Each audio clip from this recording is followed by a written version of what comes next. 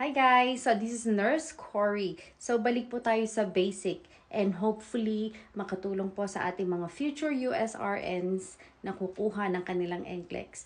Ano po ang 4 P's ng diabetes?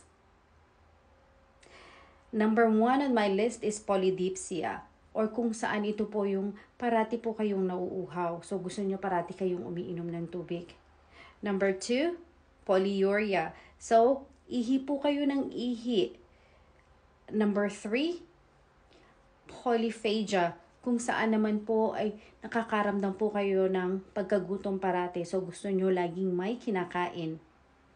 And, last but not the least, polyneuropathy. Kung saan naman po yung mga daliri ninyo or yung mga daliri ninyo sa paa at mga kamay ay namamanhid po. Minsan may mga pins and needles kayo na nararamdaman kasi hindi na po tama yung pagdaloy ng dugo sa mga blood vessels. So, yun lang po. Tutok pa po kayo sa mas marami pang kaalaman para po sa paghahanda sa inyong NCLEX.